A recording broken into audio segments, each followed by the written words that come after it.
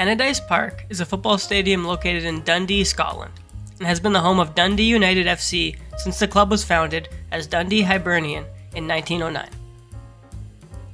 Tannadice, however, is older than the 1909 Dundee United takeover, as the ground itself, which was then called Cleppington Park, was first used for football in the 1870s, and by 1882, Dundee East End had secured the use of Cleppington Park for the club's second season.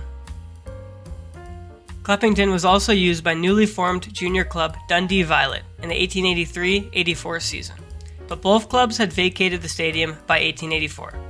Dundee East End moved to Madeira Park and Pitcairn Park before eventually coming back to Cleppington for 1887, while Violet relocated to Fairmuir.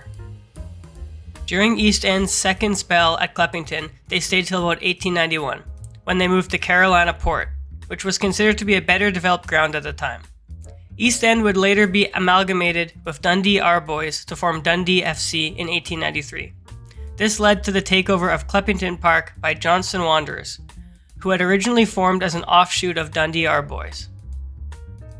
By 1890, the surrounding area continued to develop around the stadium, which includes the roads the stadium is on. By 1890, one of the streets leading off Arklay Street had been given the name Tannadice Street, which is significant to the area as the name comes from the ownership of Cleppington lands, which had belonged to the niche family of Tannadice and Cleppington, who are commemorated by the name of adjacent Niche Street. By 1891, the Johnstone Wanderers had decided to enclose Cleppington, which enabled them to charge admissions. In addition to this, they used the natural slope to create better views for spectators, and the club also built a simple uncovered grandstand with bench seating, in which the capacity was probably no more than 500 spectators. By January 1894, the Johnstone Wanderers merged with the local club Strathmore, forming the Dundee Wanderers. This club successfully applied for Scottish Football League membership, and Cleppington hosted its first Scottish League fixture against Motherwell on the 25th of August 1894. After 1899, Wanderers struggled to compete for local support with Dundee FC and the opening of Dens Park. This was especially significant as the two grounds are approximately 200 yards apart, which is in fact the shortest distance between two senior football grounds in Britain. By 1909, a new club in Dundee had been formed, being Dundee Hibernian, who were representing the city's Irish community. Club secretary Pat Riley came up with the idea of finding a developed ground instead of building a new one, and offered the Cleppington Park landlords a higher rent than that the Wanderers were paying at the time. While this seemed like a great idea for Hibernian, it enraged Wanderers, and upon the end of the season, the club dismantled the grandstand, changing room, fencing, and goal posts at Cleppington.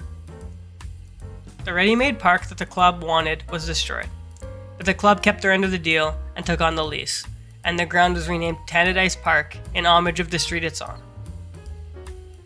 As a result, the ground needed to be rebuilt, and it resulted in a 2-story pavilion made of brick which contained dressing rooms, 2 committee rooms, a press box, and a referee's room.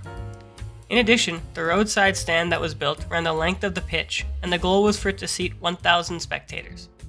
The main structure would last until 1961. On the 18th of August, 1909, Hibernian Dundee played their first match at Tannadice, as they hosted Edinburgh Hibernians, in which 7,000 spectators were in attendance for the 1-1 draw. Tannadice Park originally had a capacity of 10,000. However, by 1913, the terraces were expanded, and the temporary seating was erected for a cup tie against Forfar Athletic, which helped them set the record attendance at the time of 15,000. By 1923, the biggest change was not the stadium, as Dundee Hibernian was renamed to Dundee United. This was done after a consortium took over the club and obtained re-election into the Scottish Football League.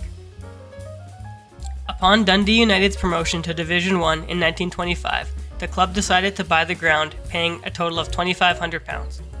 In addition, the Scottish League Management Committee informed the club that there would be an inspection at the stadium, which sparked many renovations.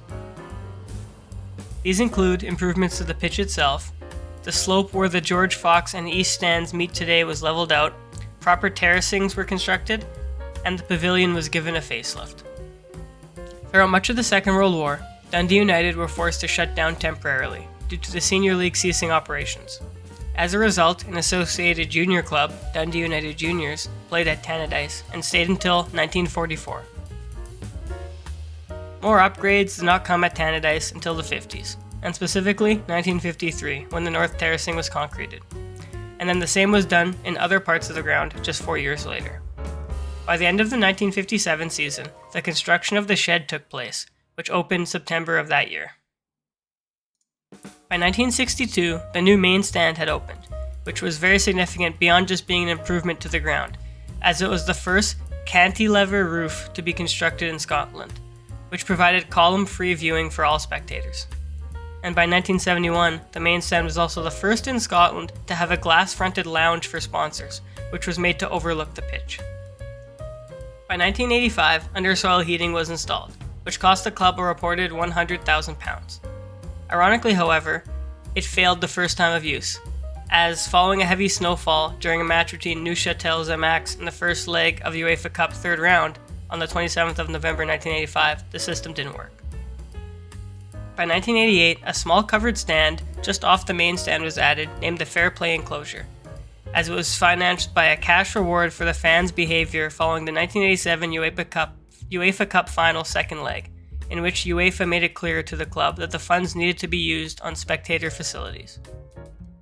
In more recent years, Tannadice has seen a number of changes.